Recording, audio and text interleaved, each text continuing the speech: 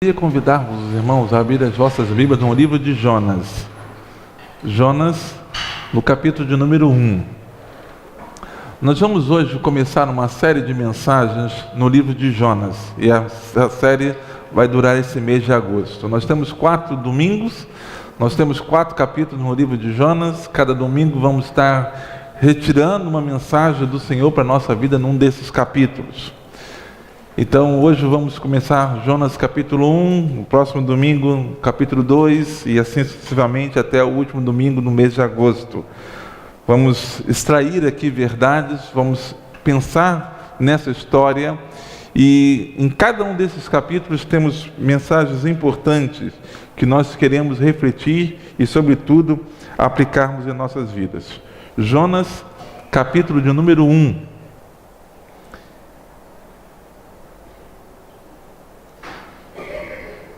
Os irmãos, por favor, queiram acompanhar nas vossas Bíblias. Diz assim a palavra do Senhor. Veio a palavra do Senhor a Jonas, filho de Amitai, dizendo: Dispõe-te, vai à grande cidade de Nínive e clama contra ela, porque a sua malícia subiu até mim. Jonas se dispôs, mas para fugir da presença do Senhor, para Tarsis. E tendo descido a Jope, achou um navio que ia para Tarsis. Pagou, pois, a sua passagem e embarcou nele, para ir com eles para Tarsis, para longe da presença do Senhor. Mas o Senhor lançou sobre o mar um forte vento, e fez-se no mar uma grande tempestade, e o navio estava a ponto de se despedaçar. Então os marinheiros, cheios de medo, clamavam cada um ao seu Deus, e lançavam ao mar a carga que estava no navio, para o aliviarem do peso dela.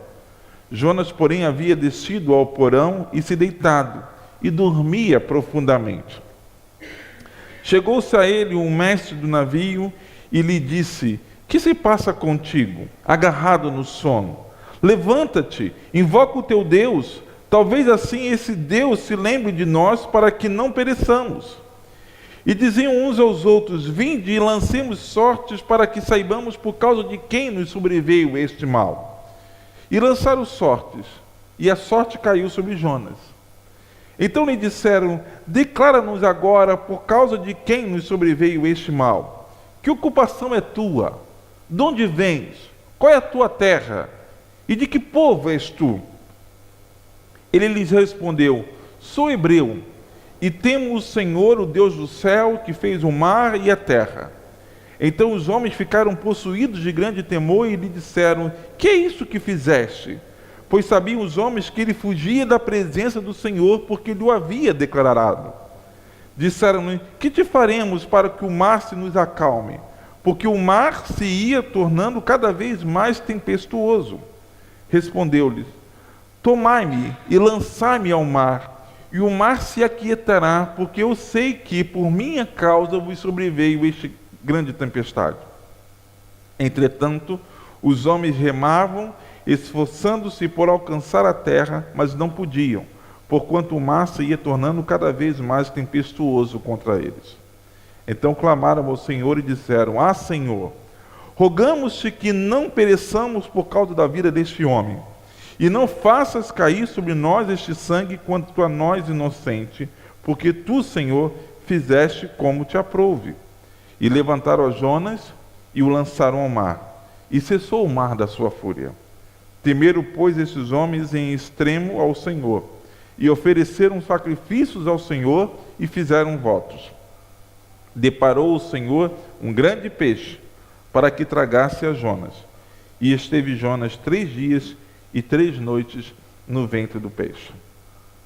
Que Deus, irmãos, abençoe a sua palavra e possa, de fato, aplicar o nosso coração e a nossa vida. Ao longo desse mês de agosto, nós vamos estar refletindo sobre essa história de Jonas. E, como disse, a cada domingo, observando um capítulo. Se nós pensássemos nesse primeiro capítulo, iríamos pensar uma missão e uma fuga. Essa a perspectiva de Jonas nesse capítulo. Eu quero dizer aos irmãos que o livro de Jonas não está aqui na Bíblia apenas com a ideia de retratar a história de Jonas.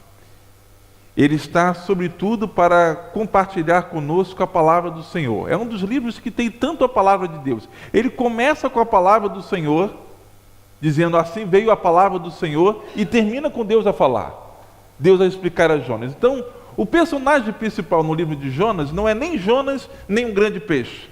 É o próprio Deus. Porque é Deus que está a falar, Deus que está a orientar, Deus que está a dirigir.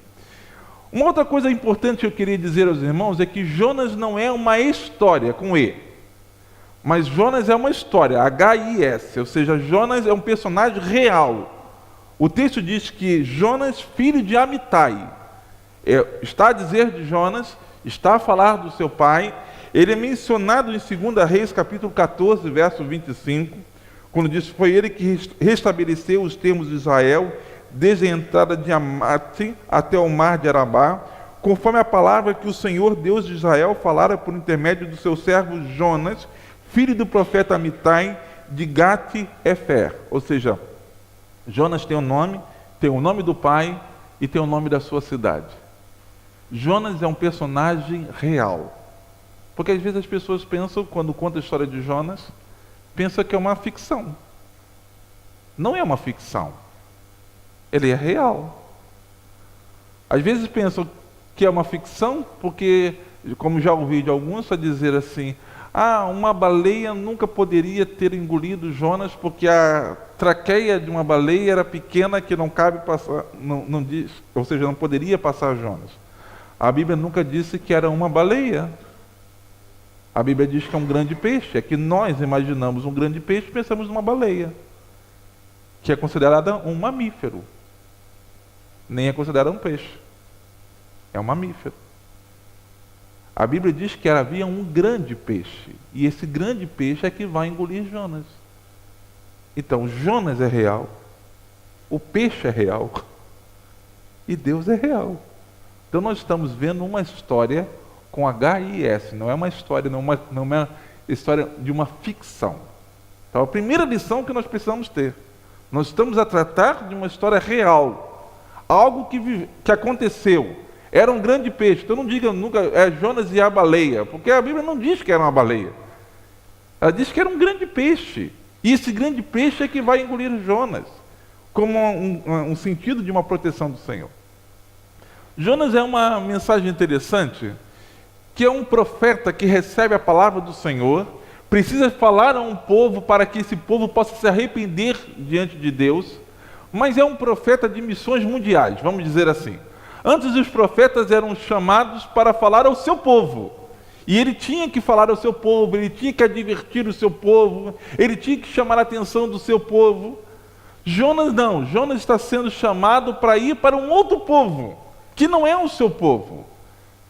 Essa é a grande dificuldade que Jonas está a sentir, porque Jonas tem que trazer uma palavra do Senhor, de chamar a atenção de um povo que não é o povo dele, ele vai para o meio dos gentios. Pensa que somente os judeus no tempo de Jesus tinham dificuldade com os gentios? Não, ele já existia isso no passado. Então, Jonas é uma perspectiva de um missionário de missões mundiais que vai ter que sair da sua pátria para ir para uma outra terra. E ali ele vai ter que compartilhar a palavra de Deus. Mas Jonas tem um preconceito, Jonas tem uma dificuldade com o povo de Nínive, que vai ser dita mais à frente, nos próximos capítulos. Então, nos próximos domingos, né? Vamos fazer tipo novela, tem que ser os próximos capítulos. Ele disse, não perca o domingo, do próximo domingo. Jonas tem alguma dificuldade com este povo, e Jonas não quer ir. E Jonas então deseja fugir da sua missão. Por não gostar da sua missão, por não apreciar a missão que o Senhor confiou a ele, Jonas tenta fugir da sua responsabilidade.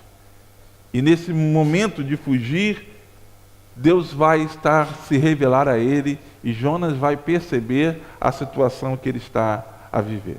Então vamos agora aplicar algumas lições para a nossa vida nessa história de Jonas. O preço da desobediência. A primeira lição que eu vejo aqui é um preço de uma desobediência. Quando o Senhor espera algo de nós, quando o Senhor compartilha conosco uma missão, ou Deus põe algo no nosso coração, eu quero dizer aos irmãos o seguinte: não vai haver alegria na nossa vida, ou contentamento pleno na nossa vida, a não ser que estejamos prontos de fazermos a vontade do Senhor. Nós temos que fazer a vontade de Deus. Quando nós estamos em desobediência na nossa vida, a nossa vida é só de queda, só descemos. Olha que interessante no texto, quando Jonas diz que Jonas se dispôs, veio a palavra do Senhor, disse: dispõe-te, vai à grande cidade de Nínive e clama contra ela, porque a sua malícia subiu até mim. Deus chama Jonas, manda Jonas ir até a cidade de Nínive, dizer que a malícia do povo tem subido até o Senhor. Jonas se dispôs. Então, e disse: mas o Senhor lançou sobre o mar um forte vento, e fez-se um mar uma grande tempestade, o navio estava a ponto de se despedaçar. Então os marinheiros, cheios de medo, clamavam cada um ao seu Deus, e lançavam ao mar a carga que estava no navio, para aliviarem do peso dela. Jonas, porém, havia descido ao porão e se deitado, e dormia profundamente. Eu vejo que o caminho da desobediência de Deus é: Jonas desce para Tarsis, Jonas desce para o porão do navio, e Jonas vai descer ainda para o mar, e Jonas vai descer para o ventre do peixe. O caminho da desobediência é o caminho de descida, nunca é o caminho de ascensão, nunca é o caminho de subida, é um caminho de descida. Quando a palavra de Deus nos diz que um abismo chama outro abismo, a perspectiva de que um ato de desobediência, ela leva-nos a um outro lado, a um outro ato de queda, de separação. A primeira lição que vejo aqui, irmãos, que fugir de estar longe da presença de Deus, de nós desobedecermos a Deus, nós não podemos esperar que o Senhor venha nos abençoar.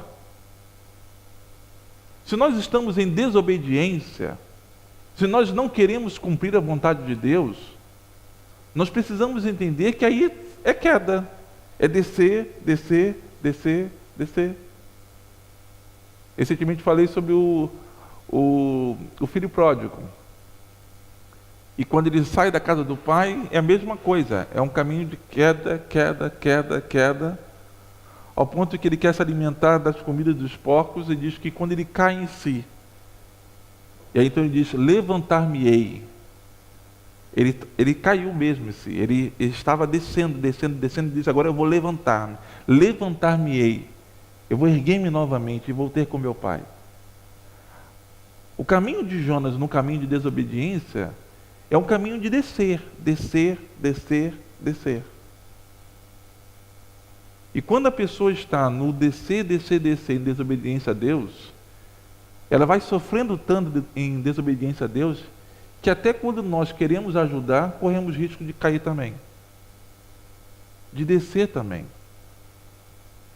Eu já tenho visto pessoas assim, que estão numa descida com Deus, estão numa desobediência, estão a descer na sua vida, que até se nós estendermos a mão, corremos risco de descer também, de cairmos também, porque a pessoa está a afundar, a pessoa está a deixar afundar, e ele está a afundar por vontade própria. Porque eu também acho interessante aqui no texto dizer que Jonas se dispôs para fugir da presença de Deus para Tarsis. E tendo descido a Jope, achou um navio que ia para Tarsis, pagou, pois, a sua passagem e embarcou nele. O caminho da desobediência é o caminho que nós assumimos toda a responsabilidade. A responsabilidade não é do Senhor. Quando nós estamos caminhando no caminho de desobediência, nós somos responsáveis. Jonas foi responsável até de pagar a sua própria passagem. Ele que pagou a passagem dele. Ele foi na desobediência ao Senhor até pagar a sua própria passagem. Jonas pagou. Ele está assumindo toda a responsabilidade. Ele não está contando com a providência de Deus. Quando Jesus disse que ele precisava do jumentinho e que os seus discípulos fossem lá buscar, ele disse: Senhor, mas como é que nós vamos encontrar o jumentinho? Como é que o dono do jumentinho vai nos emprestar o jumentinho? Foi isso que falaram? Diz, diga, o mestre precisa dele. Nem mandou pagar o homem. O mestre precisa. O recurso veio. Jonas vai num caminho de desobediência, ele faz o quê? Ele paga a passagem. Não vemos nem sequer uma providência divina, algo que vem como suprir as próprias necessidades dele. Ele está num caminho de desobediência.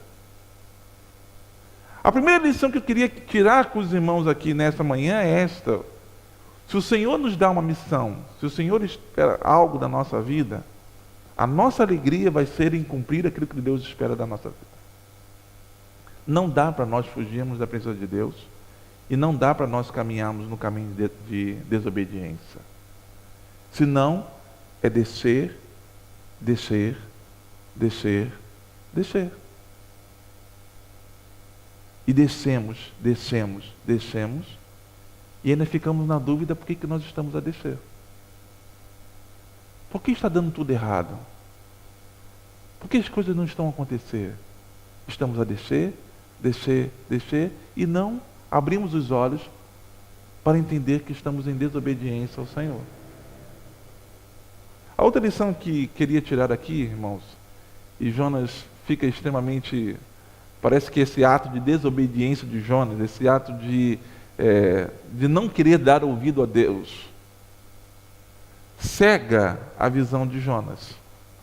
Porque Jonas pensa que é possível fugir da presença de Deus. A outra lição que nós podemos tirar aqui, que é impossível nós fugirmos da presença de Deus.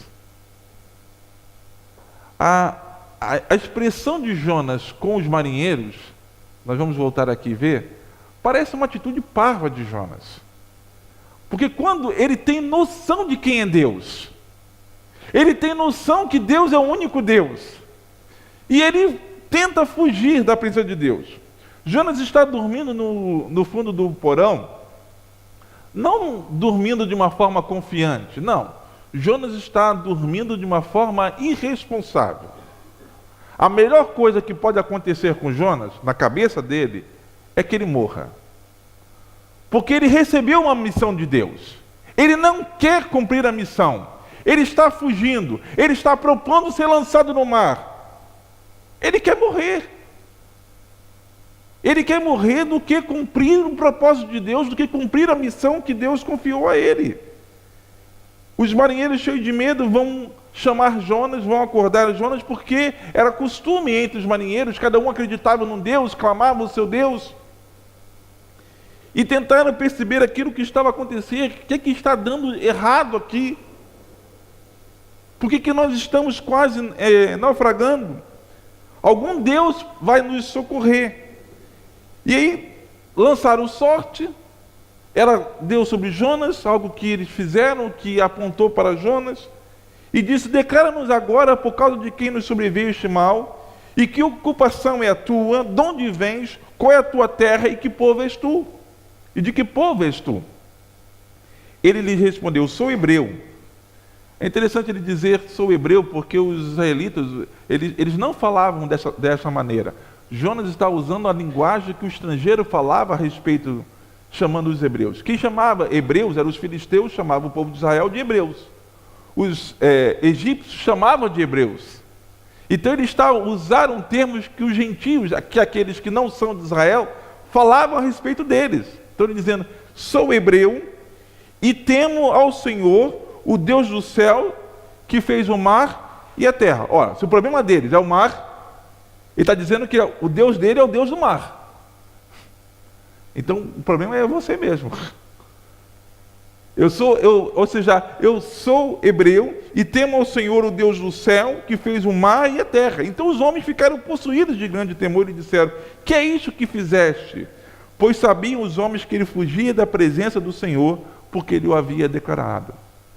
É interessante que da boca do ímpio, vamos dizer assim, dos marinheiros, é que Jonas vai ouvir a advertência de que ele não pode fugir da presença do Senhor. É aquilo que diz o Salmo de número 139. Versos 7 a 10 diz: para onde me irei do teu espírito?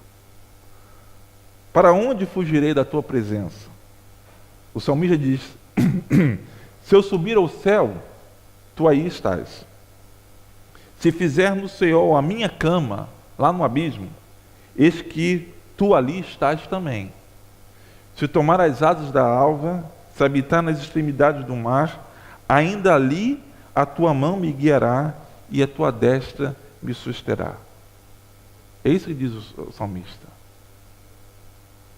Nós não podemos fugir da presença do Senhor.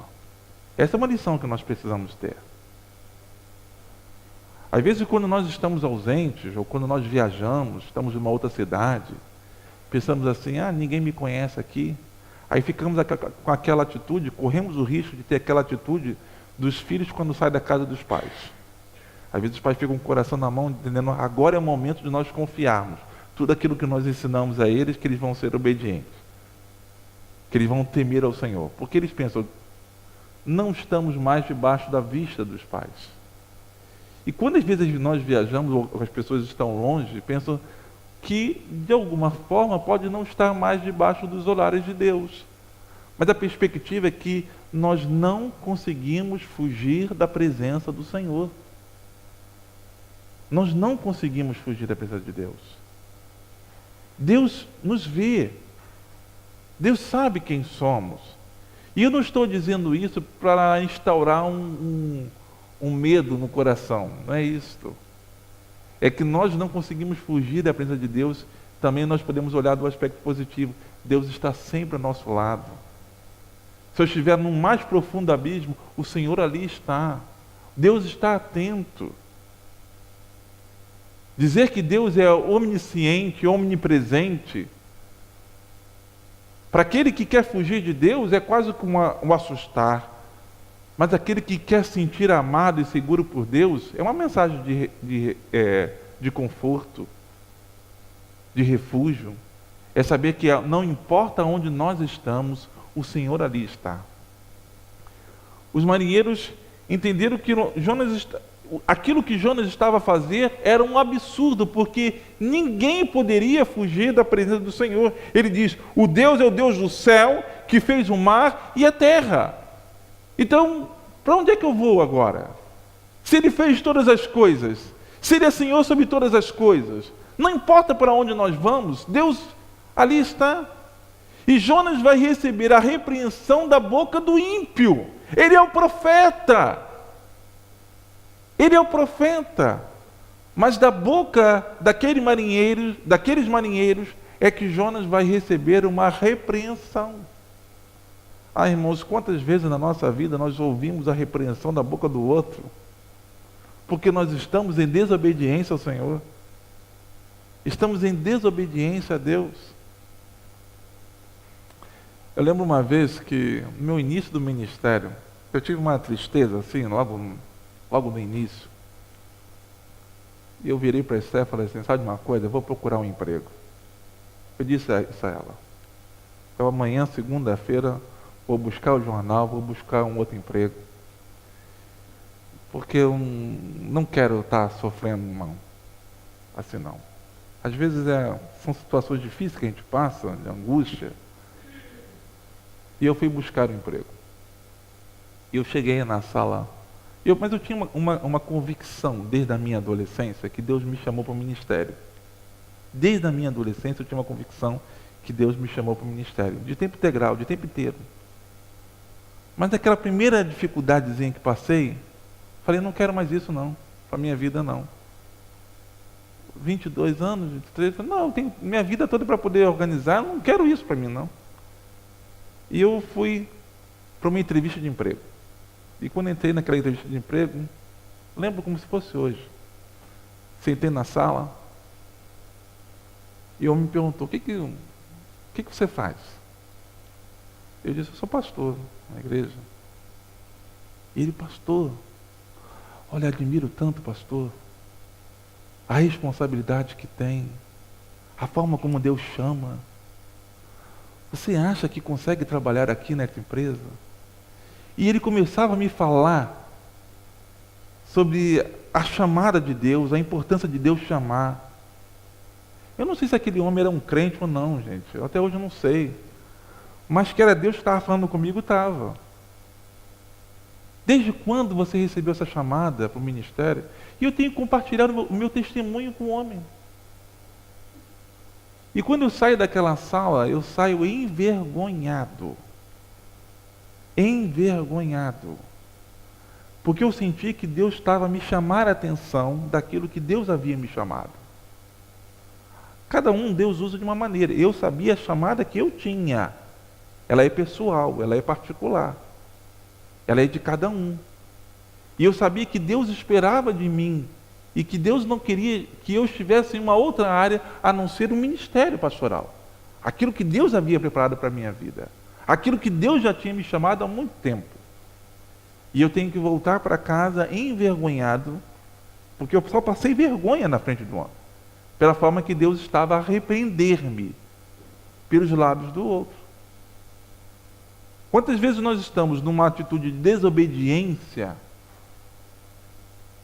e às vezes é uma pessoa que fala algo, e nem precisa ser um cristão, nem precisa ser um crente, mas na sua palavra nós já entendemos que Deus está a falar conosco. O que o Jonas está ouvindo da boca daquele marinheiro é uma repreensão. O que você pensa? Acha que é possível fugir da presença de Deus? Isso não é o profeta que está a dizer, isso é aquilo que o profeta está a ouvir. Aquilo que o profeta está a ouvir é: não podes fugir da presença de Deus. Aquilo que nós precisamos ouvir é: nós não podemos fugir da presença de Deus. Se subirmos até o alto, o Senhor ali está. Se descermos até o mais profundo abismo, ali o Senhor está também. O Senhor vai nos suster, o Senhor vai nos guiar. Não importa onde nós estamos. Diz: para onde fugirei da tua presença? Para onde fugirei do teu Espírito? Nós não temos como fugir da presença de Deus. E Jonas recebe essa repreensão.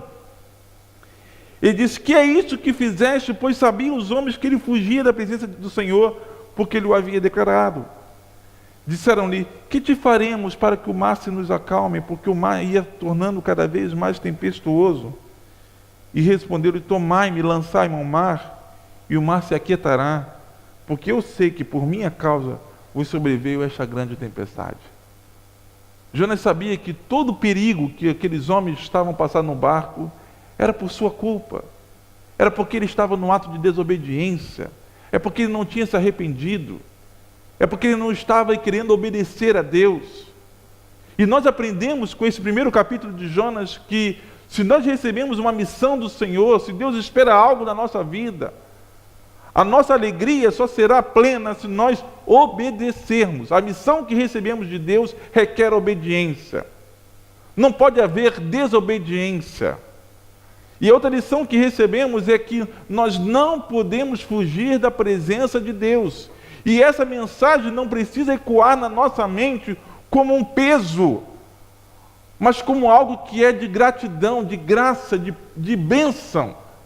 Entender que o Senhor está comigo, não importa onde é que eu esteja, o Senhor ali está. No mar, ainda ali, a tua mão me guiará e a tua destra me susterá. O verso 10 do Salmo 139. Ainda ali, a tua mão me guiará e a tua destra, Senhor, me sustentará. Aqueles homens, então, tentaram ainda salvar-se sem jogar Jonas no mar, porque sabia que jogar Jonas no mar era morte. Um mar agitado como aquele. E eles então recusam, tentam ainda fazer algo, e depois eles, no verso 14, dizem: então clamaram ao Senhor e disseram: ah, Senhor. É interessante que agora começa um Senhor S maiúsculo, porque eles estão a falar a Deus, ao único Deus.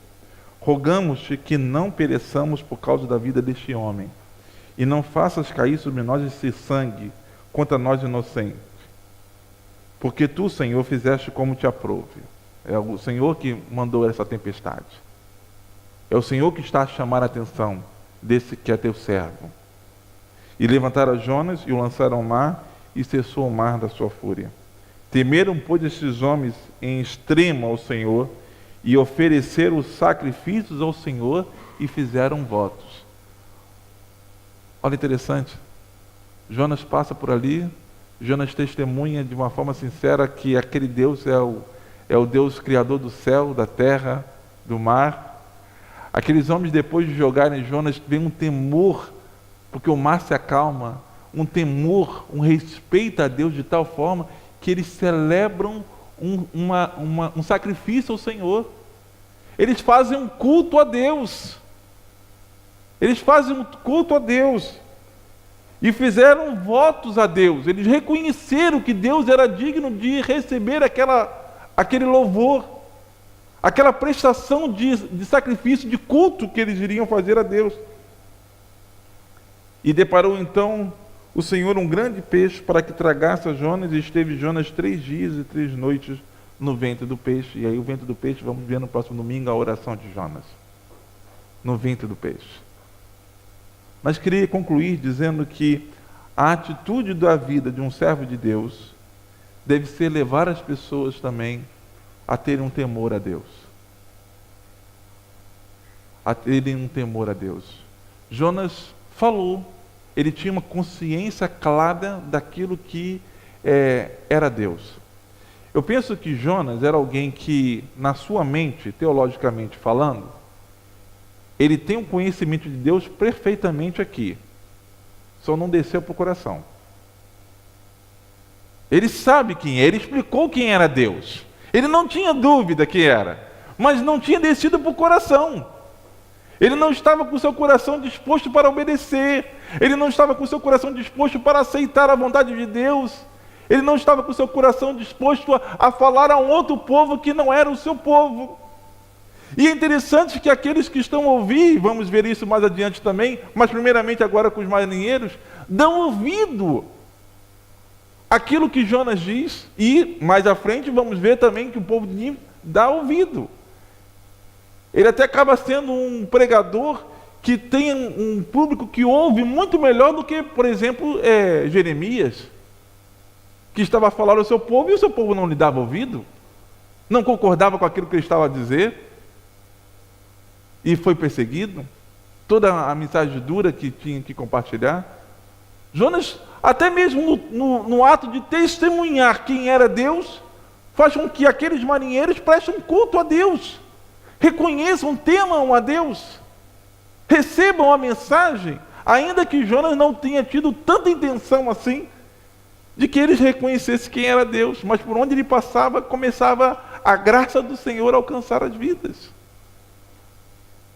Irmãos, nós precisamos aprender, como testemunho na vida de Jonas, que nós não podemos fugir da presença de Deus, mas que as nossas atitudes, o nosso falar, a nossa compreensão deve levar vidas a também temer a Deus e amar ao Senhor.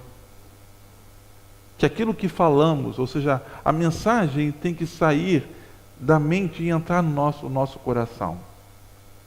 Nós não podemos ser um povo apenas que teologicamente conhece o Senhor, de raciocínio, de estudo, de aprendizado. Eu vejo isso em Jonas.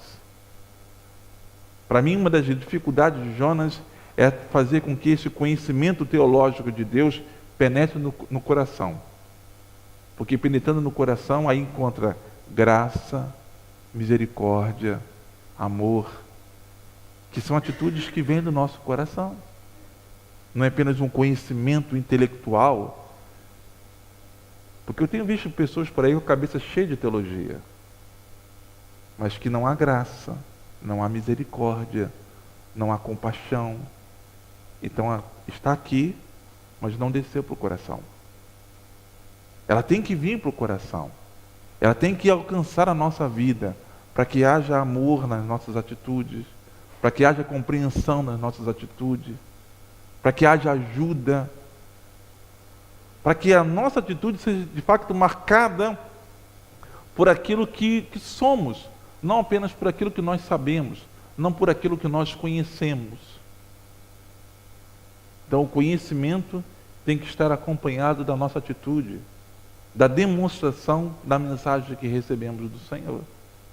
A minha oração nesta manhã é que possamos aprender, nesse primeiro capítulo de Jonas, sobre essa missão e esta fuga, sobre receber um chamado de Deus e partir para uma desobediência, a nós não assumirmos esse caminho de desobediência, senão é um caminho de descer, descer, descer e descer.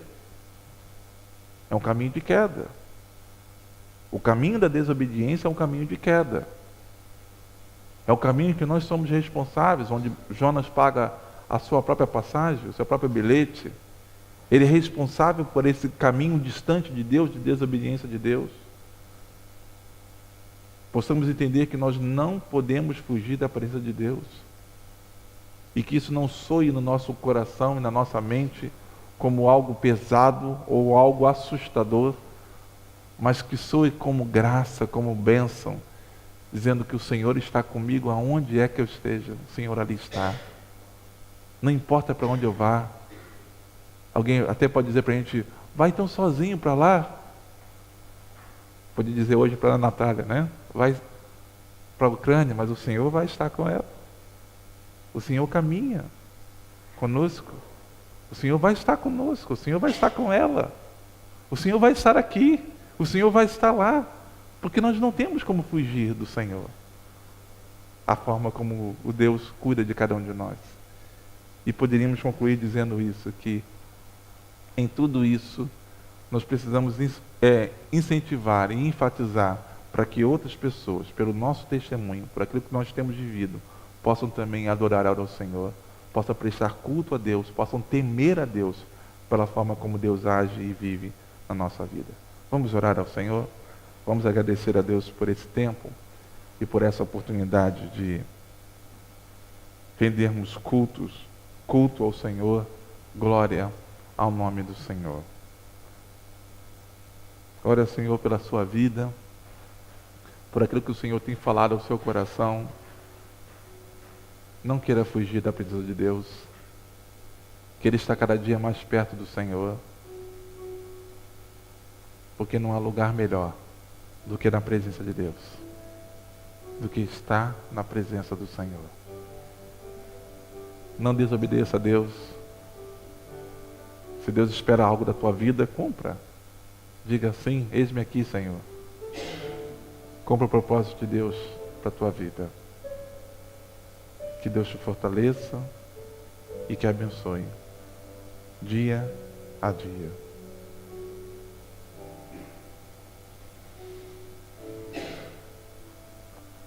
Que o prazer da nossa vida seja a presença de Deus, o seu amor e o seu cuidado sobre cada um de nós. Nosso Deus, nosso Pai, mais uma vez nós queremos agradecer a bênção e o privilégio que estamos aqui, reunidos nesta manhã. E quando ao longo desse mês estivermos a estudar o livro de Jonas, como fizemos hoje, que o Senhor nos ensine hoje e sempre que nós não podemos fugir da Tua presença, Senhor. E que esse seja um motivo de alegria do nosso coração, de saber que o Senhor está conosco, não importa onde nós estamos. Ajuda-nos, Senhor Deus, para que possamos estar seguindo o caminho da obediência e não o caminho da desobediência. Porque o caminho da desobediência é o caminho de queda, é o caminho de descer. E nós queremos seguir com o Senhor Jesus. Por isso nós queremos seguir contigo, queremos obedecer e cumprir os teus planos e os teus propósitos para a nossa vida. Ó Pai, fortalece o nosso ser, abençoa a nossa vida. E ó Pai, encoraja-nos a cada dia a seguirmos nesse caminho da obediência do Senhor. Oramos assim, ó Pai, no nome de Jesus.